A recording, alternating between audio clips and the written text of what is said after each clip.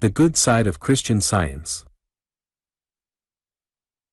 In taking up this subject, a subject that is attracting worldwide attention at the present time, I wish to say that I have the greatest regard and the highest admiration for the Christian Science movement as a movement, and for the principles upon which the movement is based, and the principal cause of my regard and admiration is this, that I admire everybody and everything that has a great purpose in view, and that works for it with all the power that life can give. This is something that we all feel and, therefore, whenever we meet an individual with a lofty ideal, someone who knows what he wants, and works for it and lives for it under all sorts of circumstances, we cannot help admiring that individual. We may not always agree with him in every respect, and under certain circumstances it may be unwise to try to agree with him, still, we are bound to admire him to the very highest degree, even though he may not take as broad a view of some things as we would like. It is the same with institutions and movements. If they have a great object, a great purpose, and a lofty goal, and not only live for their convictions, but actually make good and practical life, we are bound to admire them, especially where we realize that they are inspired with the highest form of sincerity. In all departments of life it is the weaklings that we sometimes lose patience with, although we ought to be patient with everybody, knowing that it is difficult to find anyone who is not doing his best under the circumstances. Still, where we find individuals or institutions that have no purpose in view and that are vacillating and uncertain in connection with everything that has real value in life, we cannot bestow upon them any great degree of admiration. In fact, we are liable to think of them as obstacles to the welfare of the world. This they may be in a sense, nevertheless, they need our sympathy instead of our criticism, but when we meet people who live for something, or institutions that work for something definite, something of extraordinary importance to human welfare, and actually make good in their purpose, we invariably give them our admiration, and in this age this spirit of admiration for the successful, for the true, for the sincere and the genuine is growing rapidly, and there is a psychological reason for this fact, something that we shall find it important to respect and admire if we have greater success or higher attainment in view. In this connection we should remember that we never find successful people among those who are constantly criticizing or antagonizing, or who live in the spirit of destruction. The reason is, those people are not living or working in that vital current of life that is moving toward greater things. They are at war with themselves because at war with others, and no mind that is living in continual warfare can ever develop or produce anything of great worth in the world. We cannot afford, therefore, to live in the critical spirit under any circumstances, but when we enter the opposite spirit, that is, when we begin to admire and respect both individuals and institutions that are moving forward, that are successful, that are working for great things, it is then that we get into the great constructive current of life and begin to move with that current into the larger, the higher, the finer and the richer in all the domains of existence. The best advice that we could give to any young man or woman would be this: look at those who have succeeded greatly and achieved largely, then find their secret and apply it in your own life, or improve upon it if you can, but pay no attention to the weakness of those who have failed or lost, because it is the ways of success and not the ways of failure that should be imitated or selected as ideals. If all young men would take this advice, they would place their minds in a strong, constructive current, and this current would gradually gain force and power so that in the course of time their mental capacity would be increased to a very large degree. In consequence, they would not only enter the pathway that invariably leads to success, but they would constantly increase all those elements of mind and talent that make for still greater success. The spirit of the age is entering more and more into the understanding of this idea, that is, that the human mind, to be true to itself, must follow constructive lines invariably, and therefore we are learning to apply this idea more and more, not only to individuals, but to institutions and world movements, including religious movements, and all systems of thought in this same manner. We are beginning to overlook as far as possible their weak points and are beginning to give more and more credit to the good and the helpful elements that they all do surely contain. We know that all individuals and all institutions have weak points, But our purpose must be to search for their strong points, and then apply those strong points to ourselves, and improve upon them as far as we possibly can. This is the spirit of the present age, and it is in this spirit that we will consider the Christian Science movement with a view of finding the reason why that movement has been so very successful along certain lines of action, and why it has accomplished so much regardless of obstacles and persecutions. There is a strong tendency among a large number of people to criticize new religious institutions, because they say we have too many religions already. Their idea is that we should not formulate any new religious system, but rather aim to unite all religious systems into one. But here we should remember that the ideal of religious union, that is, combining all the churches into one institution, is a dream that will not be realized at present, nor would we want it to be realized for many a long day. There are in the world something like 200 different types of mentality in the present age, and each type needs a different form of worship and belief. That is, each type needs a method of its own for approaching the absolute, or reaching up toward the higher and finer life, and therefore we need all these different systems so that these many types of mind may have modes of aspiration and worship that will suit their present state of development. In another century there may not be so many types of mind, because the farther the human race develops the closer we all come together in understanding and consciousness, but so long as all these many types do exist we need corresponding systems of belief, of worship, of study, of living. We must not find fault, therefore, with the fact that there are so many religions in the world. They are all necessary just now. If we were to find fault at all it would be this, that most of those religions do not, to use an ordinary term, make good in their own field. In brief, they are not living up to their highest light, or trying to make the best use of the gifts and possibilities in their possession. When we learn to take a broad and reasonable view of all things, we come to the conclusion that no system of thought or no organization should disappear so long as it has a mission, or so long as there is a field wherein it can find useful work, but we do demand that every church, every system of thought, every philosophy, every science, every form of worship make good in the field where it may find its mission at the present time. We cannot commend any institution that is only half alive, or that is wasting the larger part of its opportunity. Such institutions have no right to exist, but an institution that is true to its purpose, true to its mission, and that is turning on the full current, so to speak, of all its power, to the end that it may render the greatest service possible to those with whom it may be concerned. Such an institution is absolutely necessary for the time being and cannot fail to win the highest respect of all men and women who have the greatest welfare of the human race at heart. The fact is, however, that there are very few systems of thought, or religious institutions of the present day, that are really making good in their own field. Many of them are doing fairly well, but there are only a few that are really making full and effective application of the principles upon which they stand.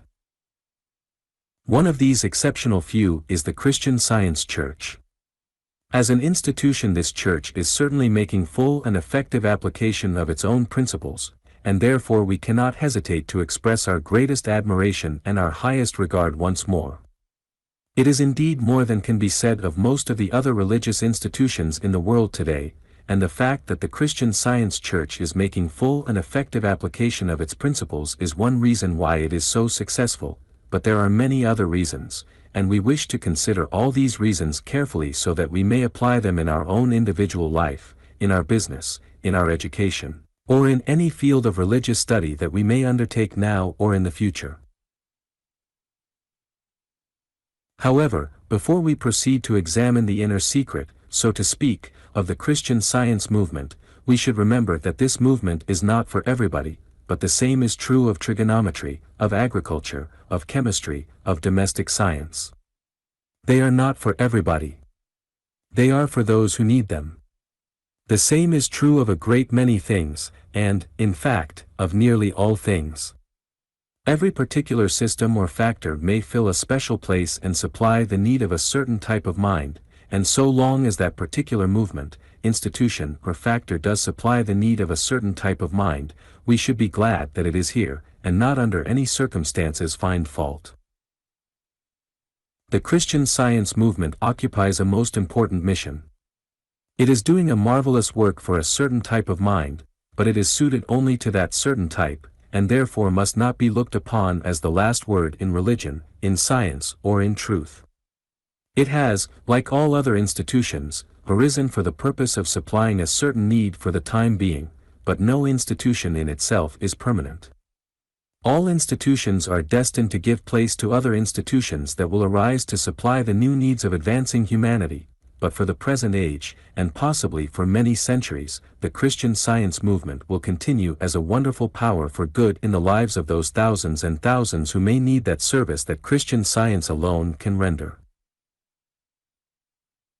When we proceed to examine the Christian Science movement, we should remember at the outset that whenever we consider a plant, or anything that has developed, we must not only consider the plant itself, but also the seed, and the soil, and the tiller of the soil.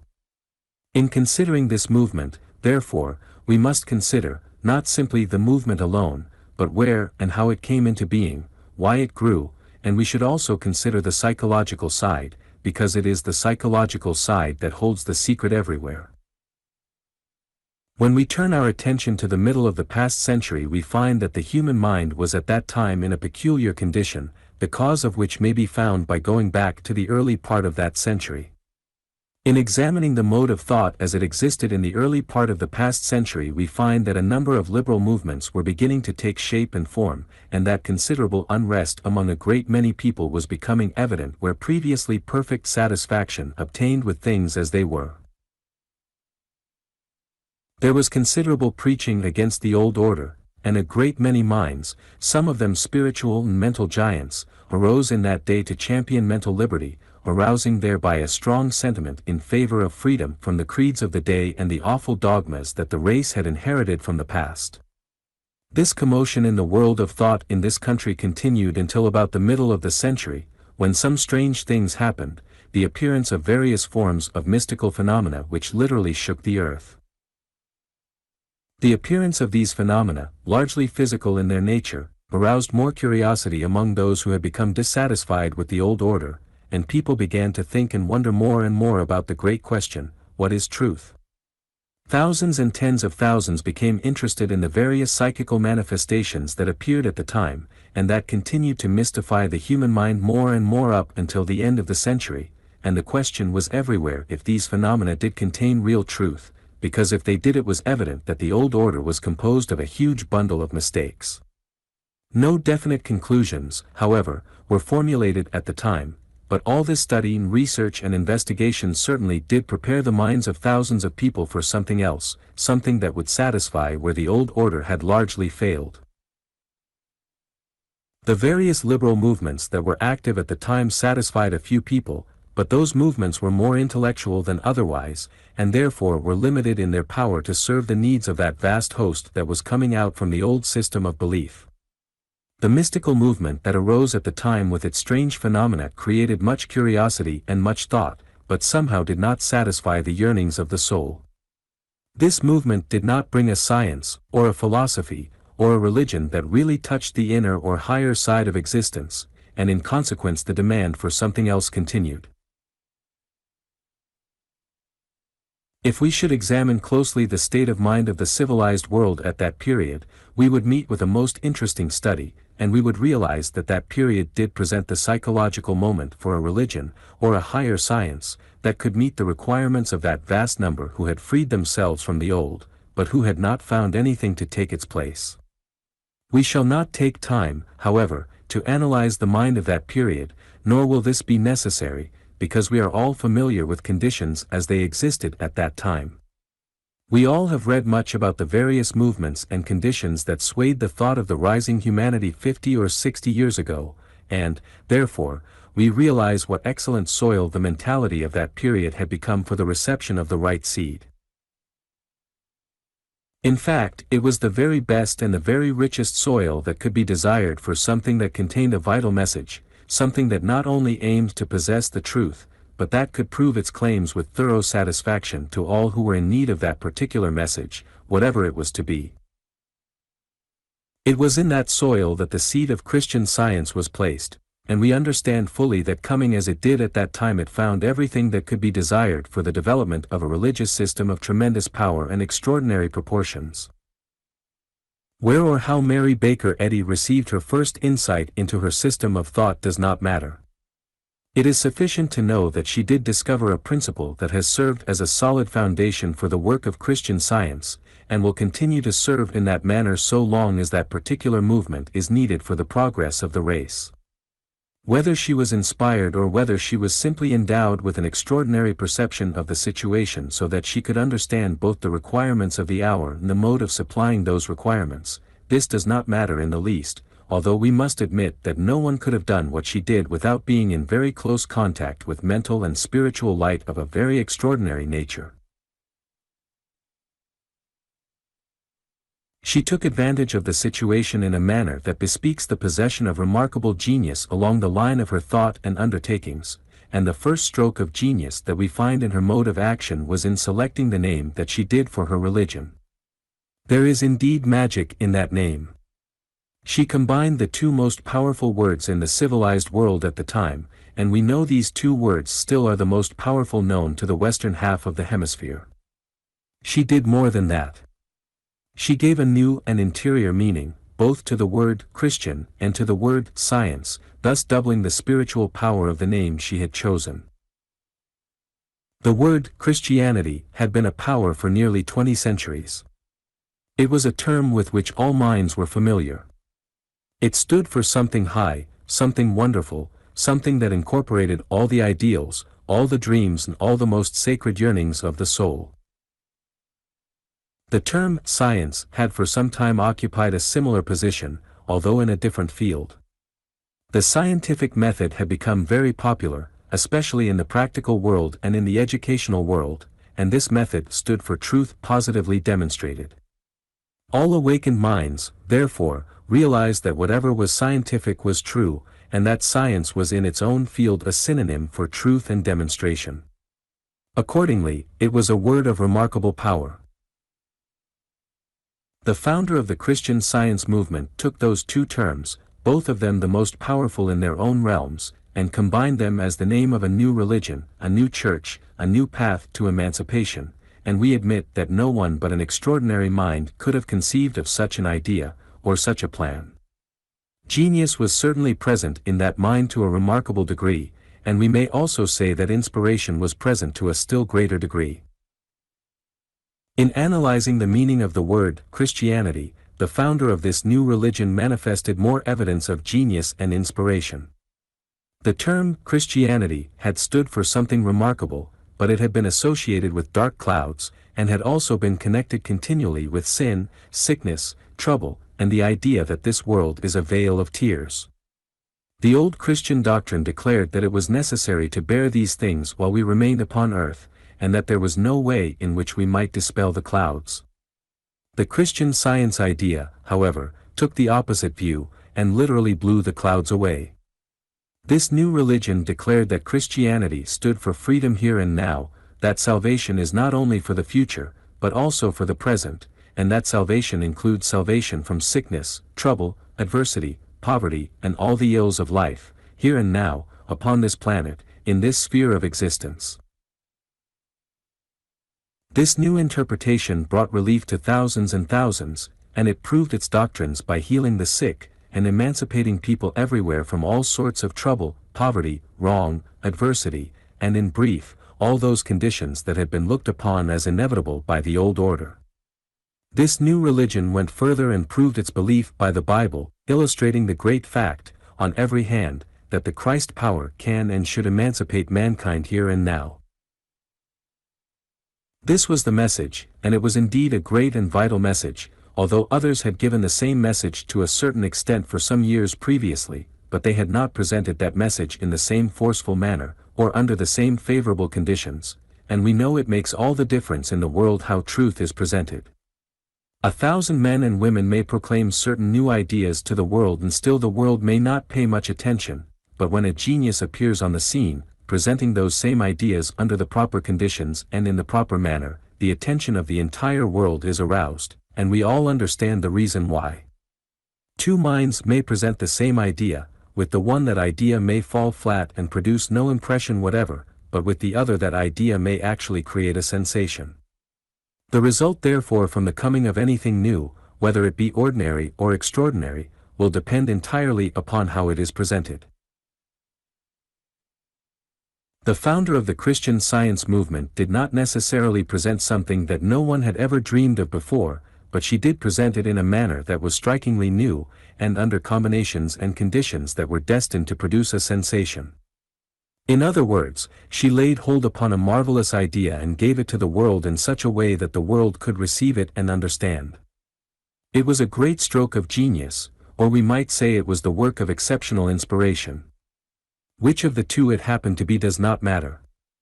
It is results that we all seek, and we are not directly concerned with the definition, or the methods, or the plan. In connection with the word science, the founder of this movement presented evidence of more genius. We know that that word represented facts that could be demonstrated, but Mary Baker Eddy gave a new meaning to that word, and made it stand not simply for demonstration of physical facts, but also for the demonstration of truth in mind and spirit as well. She also made it stand for a certain mode of living, a mode that we have come to call constructive living, scientific living, or living and thinking according to science, science interpreted as a spiritual manifestation of truth as well as a manifestation of truth on all other planes. To be scientific, therefore, in this new science would be to establish all living and all thinking upon the principle of divine truth, and formulate all thought, all states of mind and all modes of living in perfect harmony with the principle of truth itself. The idea is that divine truth contains within itself the principle of freedom, health, wholesomeness, power, emancipation, and therefore, in order to be scientific according to this new idea, every thought and every expression will have to give expression to that which was revealed by the understanding of the principle of truth, absolute or divine truth. Herein we find the necessity of considering the word error, which represents the sum total of all such ideas as the mind of man may create when living in materiality, or in a state where the truth is misunderstood or not properly comprehended. To eliminate error, therefore, became one of the essentials in the emancipation of the mind from all adverse conditions that might exist either in the personality or in one's environments, and this we clearly understand because if we are to become scientific according to this new idea, we must think and express the principle of truth. This new conception of science became a power, and for several reasons. In the first place, it was logical, that is, to those who were able to appreciate the fact that science was not necessarily confined to the physical realm, but that science stood for a principle and therefore would naturally belong in a larger measure to the spiritual realm. In this connection we might pause and consider the criticism of those who have sometimes termed Christian Science mere intellectual rubbish, but no one will make that criticism unless he is confined exclusively to materiality. Anyone who is spiritually awakened, or whose mind has gained that broad conception of life where he is conscious in the spiritual as well as in the material, such a mind knows that the Christian Science interpretation of the term science is logical, and that it is absolutely true to the truth. We know, of course, there are a number of statements in Science and Health that are contradictory, but it certainly would not be possible to find any book written by human hand that would not contain some imperfections. On the whole, however, that book is a clear and lucid presentation of facts, and anyone who is trained in metaphysics, or who has the power to appreciate the metaphysical idea, can read that book from beginning to end and find it thoroughly logical, absolutely true to the truth. This new interpretation of science also presented a new conception of life, and enlarged upon the power of science to such an extraordinary degree that anyone who might henceforth use the term science, using it in the consciousness of its new meaning, could not help but feel its wonderful power. It opened a way to the discernment of the inner side of things, the higher side, the finer side, and enabled the mind to enter into that finer spiritual conception of truth and reality that is absolutely indispensable to the understanding of real truth itself, as well as to the living of a life that may have truth and reality as its permanent foundation. This new idea of science became powerful for another reason, and it is this, that when our thinking is scientific, that is, when we formulate thought and life in the image and likeness of our highest conception of divine truth, we are building up in the mind some very powerful forces, forces that are wholesome and constructive, and that invariably tend to make the whole of life a positive power for greater and greater good. And therefore anyone who lives according to science cannot fail to ascend steadily and surely into the consciousness of greater and greater good. We know that when the mind is trained to think constructively, and think towards certain lofty ideals, and when that training is made so thorough that every element in the entire personality becomes inspired with a desire to work toward this lofty ideal, we find that the entire system begins to pass through a state of transformation, that is, both mind and body will find freedom from the lesser, from the adverse, or from the wrong, and will steadily change into the consciousness and realization of the wholesome, the true, the harmonious, and the ideal. Herein we find the real secret of emancipation and also the real principle upon which science healing is based. It is not necessary, however, to analyze in detail the process of the scientific method, because we are all familiar with it, but we realize what an inspiration the word science becomes when this inner and larger meaning of science is fully understood, and it cannot fail to produce a deep and wonderful impression upon those who are prepared to understand its meaning in this higher and larger measure. The first step, therefore, to be taken by the new movement was to combine those two wonderful words in one name, formulating thereby a religious system of thought and life that eliminated completely the dark clouds of false belief. The term Christian came to stand for emancipation, for health, for life, for freedom, for joy, for abundance, for the all good of all good things, here and now, and the word science came to stand for a new and marvelous method, a method that could be employed and demonstrated not only in the external world, but also in the worlds of mind and spirit.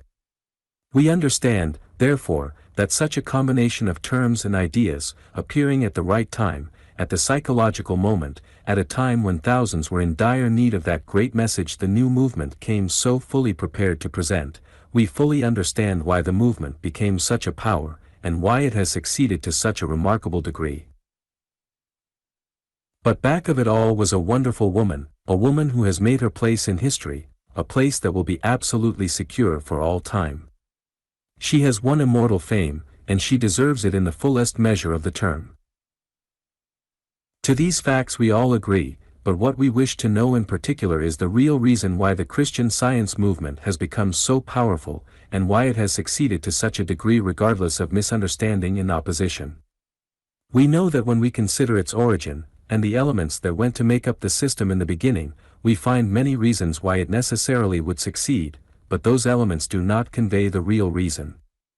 To find the real reason we shall have to penetrate more deeply into the principles upon which the movement was based, and in this manner we shall discover something that will prove of exceptional importance to us all, that is, if we choose to apply practically and continually the secret we shall thus discover. There are a great many things that could be mentioned if we were in search of the real reason why the Christian Science movement has been so successful, but the majority of these things would occupy a secondary position. There are two things, however, that occupy a most important position, and it is these two that are, more than all others, responsible for the success of the movement. The first of these is the practice among Christian scientists of living absolutely according to the metaphysical principle, and although we cannot say that their method of conforming to the metaphysical principle would constitute the highest light for everybody, still one thing is certain, and it is this, that any individual who realizes the power of divine truth, or that comprehends the metaphysical conception of life and who positively believes that the power of truth is sufficient to give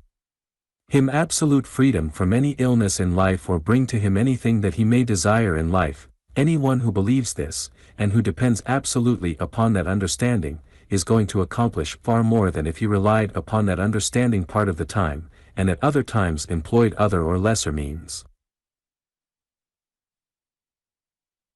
We have heard a great deal in modern times about the possibility of combining the different systems of cure, and whether it might be all right to take medicine and at the same time apply metaphysical treatment. The fact is, however, that it will depend largely upon the individual. There are some individuals who are not very deeply impressed by anything, but whatever means they do employ may tend to help them through good suggestions. In other words, when they take medicine they believe that this will help, and of course it does help to the extent that they accept the suggestion of helpfulness received at the time. Then they may employ science treatment and may expect help in the same way, thereby giving themselves good suggestions once more. With these people, however, it is all suggestion, and whatever help they secure through the power of suggestion, and there are a great many people connected with the Christian Science movement who get nothing but good suggestions out of the Christian Science movement. They have not entered into the metaphysics of life in any mode or manner. They do not understand the science of the system they have adopted because they have not entered inside, so to speak, of the beliefs or ideas they have adopted. The only good they secure from their association with the Christian Science movement is the effect of helpful, positive and optimistic suggestions, and we know that where minds are susceptible such an influence is always beneficial, but it is also superficial and has no permanent value anywhere. It is largely the same with a great many people who study other lines of mental or spiritual or metaphysical systems. They are benefited whenever a good suggestion is given them, but in their case it is nothing more than suggestion.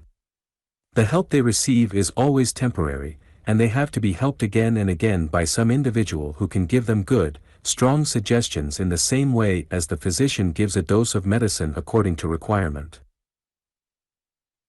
All of this, however, is on the outside, and has nothing to do with the real understanding of divine truth, but let any individual get into the spirit of this understanding and enter into the consciousness of real metaphysics, then he will actually gain possession of the power of truth, the power of the Spirit and the power of the Christ dwelling in man. And he will find that if he continues to depend absolutely upon that power regardless of circumstances he is going to have far greater results than he could possibly have by dividing his attention among a score of different methods or systems. The law involved therein is very simple because we understand that when we depend absolutely upon higher power and have unbounded faith in that power, the mind will constantly reach out into higher and finer realization of that power, thereby gaining possession of a greater and greater measure of that power constantly, and we understand full well that whatever the condition may be, if we gain sufficient spiritual power we will be able to eliminate adverse conditions absolutely and realize perfect freedom. On the other hand, if we have faith in higher power only now and then transfer our faith to something else at frequent intervals, the house will be divided against itself. Thus we do not have real faith in anything. We are simply trying them, so to speak, to see whether they will work, but the fact is that nothing will work for us unless we first proceed with unbounded faith in the method or the principle that we have elected to employ. We find among Christian scientists that a great many of them are actually expressing and depending absolutely upon the power of truth. They depend exclusively upon the principle upon which they stand, that is, a fair percentage of them do, although we know that the larger percentage live undoubtedly on the outside and secure results only through superficial suggestion. This larger number have not entered into the inner circle of truth, so to speak, and do not comprehend the spirit of truth nor the real significance of the Christian Science movement. The real Christian scientist, however, depends absolutely upon the power of truth, the power of the Spirit, the power of the Christ, and lives, thinks and acts continually in the metaphysical state of mind, that state of mind in which the understanding of divine truth is absolutely genuine and pure. In this connection we may ask a very important question, and the question is, if we, who do not belong to the Christian Science organization and have not adopted their system as a whole, if we can employ the same method of depending absolutely upon the Spirit and get the same results, without complying with the rules and regulations of that organization. It is a question that has been asked frequently, and there is but one answer, because we all know that the truth is not confined to any organization nor dependent upon the rules and regulations of any institution whatever. The truth is that any human soul who will depend absolutely upon the Spirit of Truth will receive the full power of the Spirit of Truth, and will secure the same results, whether he work alone or choose to unite with some institution. We must realize that we do not have to abide by any fixed system of belief or any mode of organization in order to come into the possession of the good, the true and the ideal. It is not necessary to be loyal to this system or to that individual in order to receive spiritual power. All that is necessary is to enter into the metaphysical conception of life where we can understand truth in its purity, and thereby receive the full power of the Spirit of Truth, and when we do receive that power, depend absolutely upon the truth itself, never for one moment thinking that we shall have to employ something else. The real Christian Scientists have taken this lofty position, and that is one of their great secrets. They do not compromise with the lesser under any circumstance. They take God at His word and expect Him to answer every prayer here and now. We know, however, that there are not a great many people who do this. Most people pray and have faith in a measure, and then when they discover that results do not follow instantaneously, they call in a physician, or they proceed to give their attention to some other means.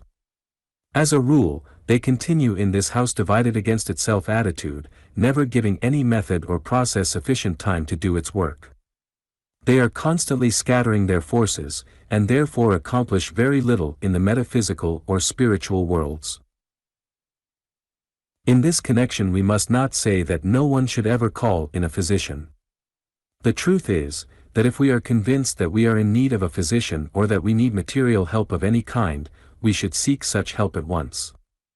But the point is this: when we know that the power of the Spirit can do anything for us, and when we have learned to live in a state of consciousness where we understand the truth so deeply and so perfectly that we know absolutely that the knowing of the truth can and does make for freedom invariably, if we depend absolutely upon the truth and the limitless power of the indwelling Christ, we shall find that the mere thought of seeking lesser means at any time is a waste of time.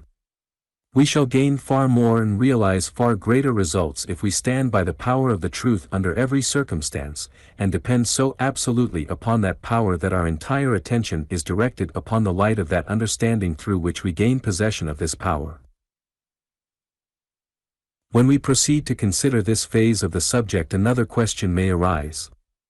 We will suppose that we do depend upon the power of the Spirit absolutely for a reasonable length of time, and when we do not secure results, should we then give up and try some other method?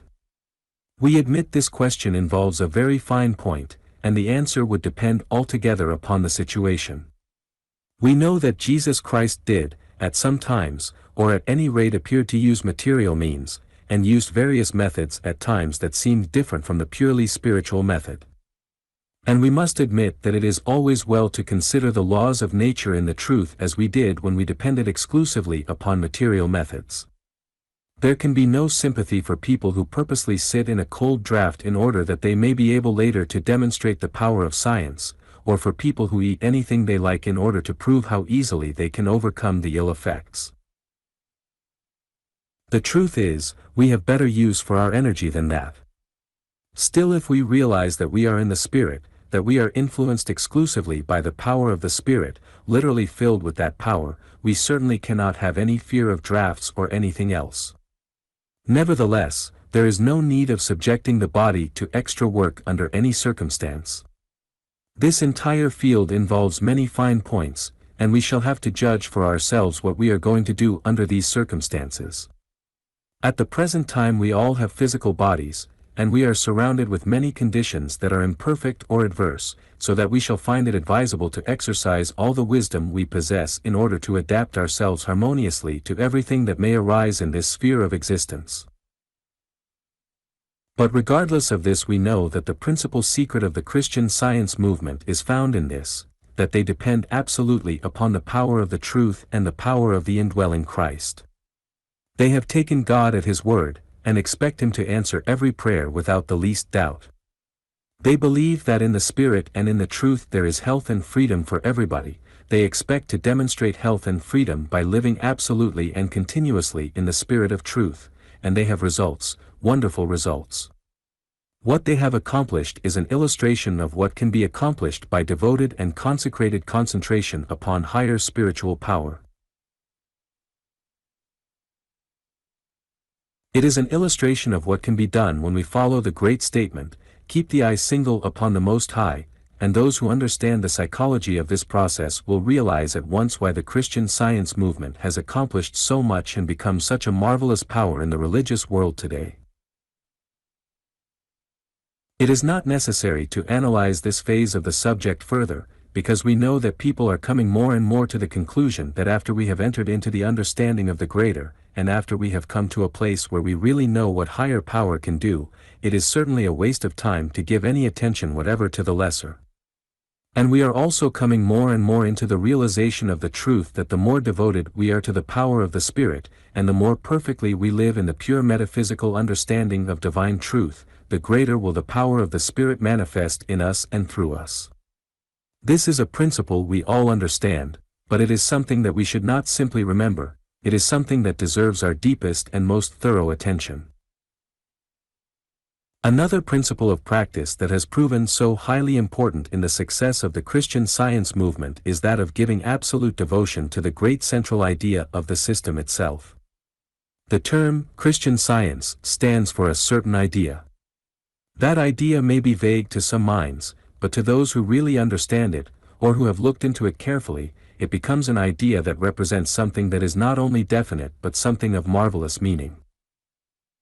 On every hand we hear people making the statement when in dangerous places, "Suppose we try science."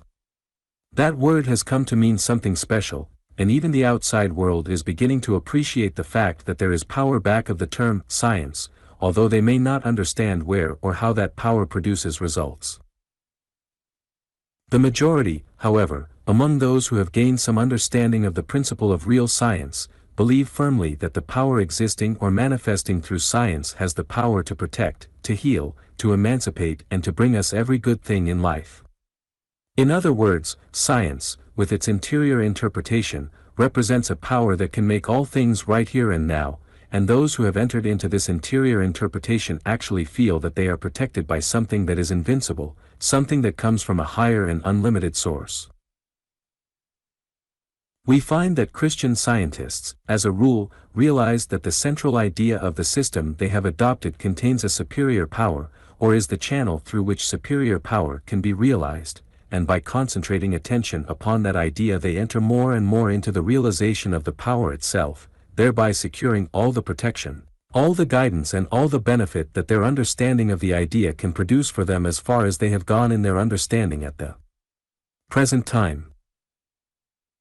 There are quite a number, however, among the more devoted Christian scientists that have concentrated their attention so exclusively upon this central idea that they have become fanatical, and therefore are becoming in a measure an obstacle to their own higher achievement. That, however, is another story, and is something that we need not enter into at the present time. The principle is this, that whenever you have an ideal of enormous possibilities, and devote yourself absolutely to that ideal, that is, concentrate your whole life upon everything that is high, wonderful or marvelous in that ideal, then you not only place in action all the greater powers within yourself, but you also place yourself in a position where you are constantly reaching out and up into the higher and better understanding of all the powers and possibilities that do exist in that ideal. The result is that you will enter more and more into the inheritance of that ideal, and where that ideal involves the absolute understanding of divine truth you will enter more and more into the spirit of that truth, thereby fulfilling in your own life that wonderful statement, "Ye shall know the truth, and the truth shall make you free." To state it differently, if you know of a certain power that can do certain things, and you devote yourself absolutely to that power all through your life, there is only one conclusion to come to, and it is this, that one of these days that power is going to return your favor. You will enter into the possession of that power, and all that is beautiful and marvelous in that power will become your own. The Christian scientists are proving this every day. They are devoting themselves absolutely to the great central principle of divine truth, and have consecrated themselves in every form and manner to the invincible power of divine truth. The result is that that power is returning the favor, and therefore they are proving their religion in every form and manner. In this connection, however, we must remember that the secret of the Christian scientist will not be found in the belief that they know more than other people, although they certainly do know more than a great many people, but their secret is found in their tremendous devotion to a high spiritual idea and a high spiritual power. They do not comprehend the mysteries of life any more perfectly than other devoted students of the same subject, but they have entered into the metaphysical conception of truth, and this has given them the key to the real understanding of truth and the real power of the Spirit. But this key is not the sole possession of the Christian scientist, nor will it become, at any time, the sole possession of any one organization. The truth is that any individual who will enter into the metaphysical conception of truth and devote his life absolutely and exclusively to the spirit of the truth as discerned in the consciousness of pure metaphysics, let any individual take this same course, and he will also find the same key. It is an illustration of tremendous concentration or consecration of the highest order. We know that concentration is the great key to achievement in all modes of demonstration, but we cannot apply the principle of concentration unless we have something upon which to concentrate that really does contain the power that we desire. And here we must also remember that concentration does not express its greatest power until it becomes consecration, that is, the attitude of mind must become metaphysical and spiritual, and must devote itself absolutely to the highest truth and the inner or spiritual significance of absolute truth. We all will admit that one of the greatest lessons to be learned at the present time is this lesson of unprecedented spiritual concentration or consecration of divine truth as manifested in the Christian Science movement, and we all may say to ourselves, and wisely, go, and do likewise, although we need not unite with that movement in order to demonstrate the same truth and the same power. The Christian Science system is a system that is admirably adapted to a large number of people, but the way it is organized at the present time is not adapted to everybody, and when no organization or system of belief can possess the exclusive secret to the perfect understanding of truth, we realize that we may employ this same principle no matter where we may live or work, or through what system of belief we may prefer to express ourselves in this age. When we study this wonderful subject, we find that certain interpretations of truth become, so to speak, channels or pathways toward that higher understanding or consciousness that we are in search of, and although there may be any number of such interpretations, complying with the various needs of various people, they all may lead to the same sublime source. Our first object therefore should be to learn the understanding of the great law, that law of life that we all must employ in our search for the realization of the whole truth concerning life, and whenever we do employ that law we will enter into the very truth that we desire, that we have searched for. And whenever we are in the truth, we know the truth, and accordingly gain the absolute freedom promised. In this connection we should also remember the fact that it is not what we believe, or what institutions we belong to, or what systems we have adopted, it is not these things that bring results, it is what we do with the principle involved, that is what brings results.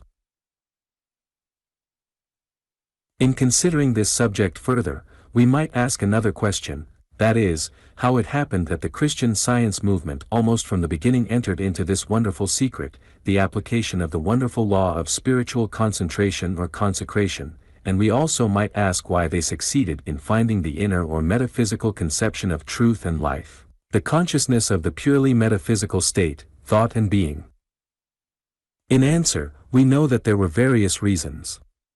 One reason was the way the movement began, and these two wonderful words, Christian, and science, were so combined that their interior meaning made a powerful impression upon those people who were ready to appreciate that interior meaning, and who entered into that attitude of mind where their consciousness of the spiritual side became a reality. And here let us consider a remarkable psychological law. Whenever you find the inner meaning of any principle, law, or state of being, and are in a position to be deeply impressed by the inner meaning thus discerned, and furthermore consecrate attention with mind and soul and spirit upon this inner meaning, you will soon enter into the real consciousness of that interior state. You will find thereby that you have discovered a new world in the domains of mind and spirit, a world in which you may remain all your life if you continue to be true to the highest truth that you have discerned within that world.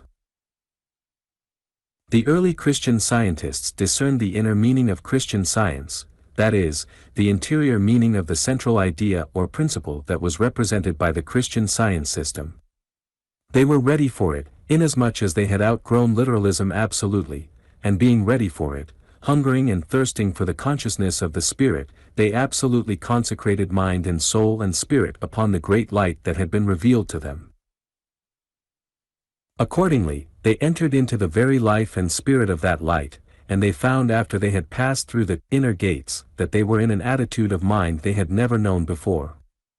This attitude of mind we know to be the attitude of pure metaphysics, that is, an attitude that transcends all conditions and things, an attitude that involves an absolute consciousness of the reality of eternal being.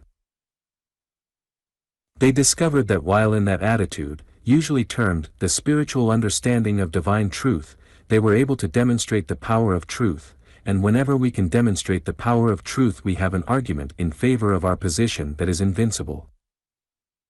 The Christian Science method, therefore, of finding the interior significance and power of real truth was a method that demonstrated itself admirably. And here we may emphasize the fact that, as far as we know, the meaning of Christianity and the inner meaning of science had never been combined before into one great spiritual idea, and therefore those who were ready, hungering and thirsting for the spiritual, would naturally enter into this new understanding with unbounded enthusiasm and limitless faith. It would be possible, if we should so desire, to illustrate this process along psychological lines, and demonstrate all the laws involved, explaining every step made in a thoroughly scientific manner, but those of us who have more or less discernment of the inner meaning of all great principles, can discern at once why the Christian Science movement gained at the very beginning a position that was indeed founded on the solid rock. The methods employed were methods based upon the great law of spiritual understanding, and they have produced remarkable results, but they are not the only methods, because the spiritual world is wonderfully rich. We may expect, therefore, that almost at any time in the future another method for approaching divine truth may be evolved, and another system of thought with another institution appearing to further that method throughout the world, an institution that may become far greater and far more powerful than the Christian Science movement is today.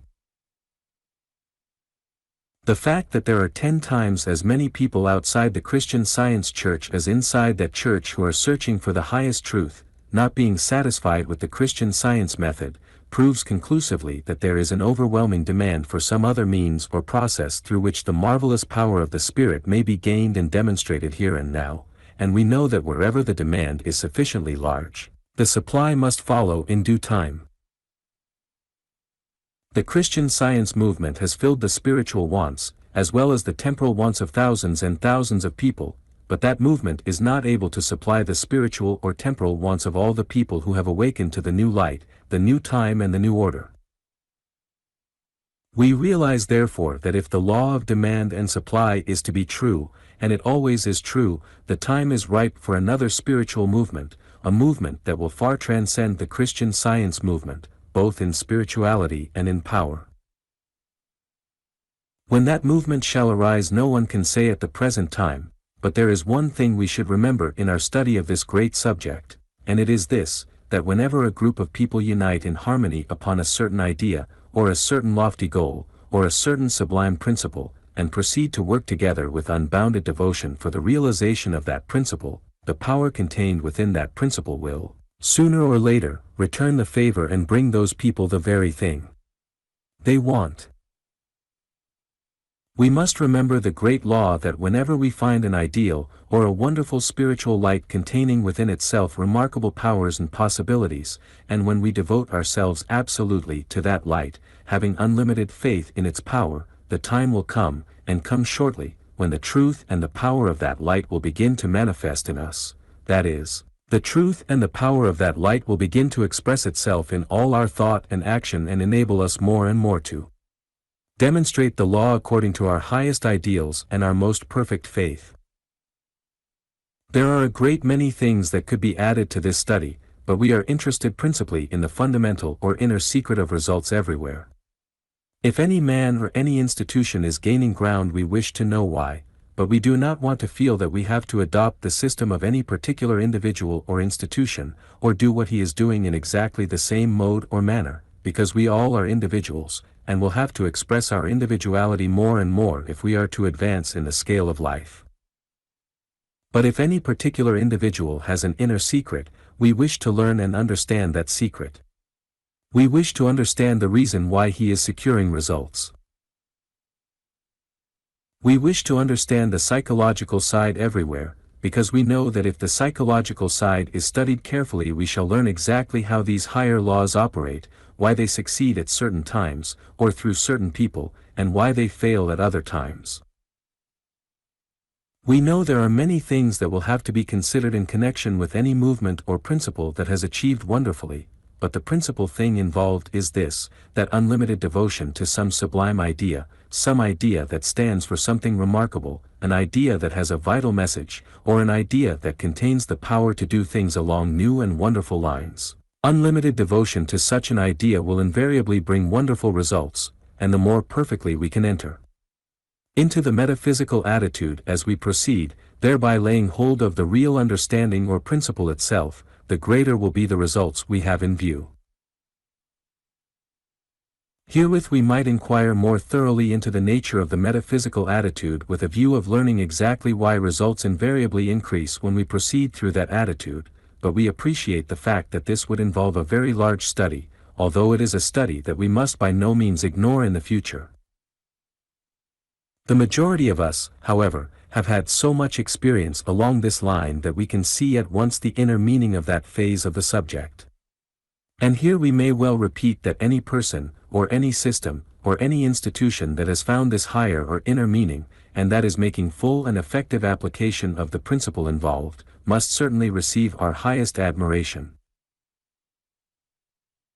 In the first place, we cannot help giving our admiration to any individual or institution that is demonstrating the law in a wonderful manner, and, in the second place, we shall find it most profitable to admire and respect every individual or institution that is demonstrating in this manner, for the fact is that whenever we admire or appreciate the greater, we enter into the spirit of the greater, and therefore establish in our own lives an upward and onward tendency.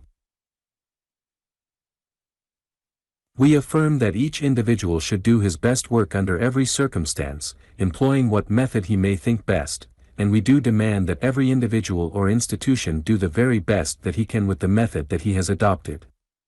But the question is, if there are very many individuals or institutions that are really doing their best with what they have. And inasmuch as the Christian Science movement is certainly doing its very best with the principle and system it has adopted as its own, that movement deserves the highest admiration that can possibly be given by any and every human soul. True, there are other institutions that are just as devoted to their ideals and that are also trying to make full and effective application of the principles upon which they stand. To these we must also give our highest admiration, because they are all moving in the same direction, toward the same great goal, approaching the same great light. And while we are moving upward and onward in this wonderful manner, we want to realize the highest and greatest possibilities along our own lines of action, and not waste energy criticizing other individuals or institutions that may be using methods slightly different from our own. This is certainly good sound doctrine, and it has deep psychological significance. We all should apply it therefore, and above all we should remember the one great principle once more, that whenever you discover any system of truth, or any great idea, or any wonderful power, then consecrate yourself absolutely to that idea or power, devoting yourself to the greatest and the highest that you can possibly discern in the life of that idea or power, and the result will be that that power will return the favor and do for you what you expected, or according to your faith, and inasmuch as spiritual power is limitless, there is nothing that that power cannot do. If we fail in its use, the fault is ours. We have not devoted ourselves absolutely to our highest understanding of spiritual power. We may have scattered our forces or worshipped too many lesser gods. Henceforth, however, let us worship the highest that we know, and worship absolutely by keeping the eye singly upon the great light and the one great power, inspiring our worship with a passion for the sublime, a passion so strong and so deep that it stirs every atom of the soul. The results will be exactly what we have expected, our prayers will be answered, our ideals will be made real, and everything that we have wanted or desired in life shall come to us according to our faith. The end.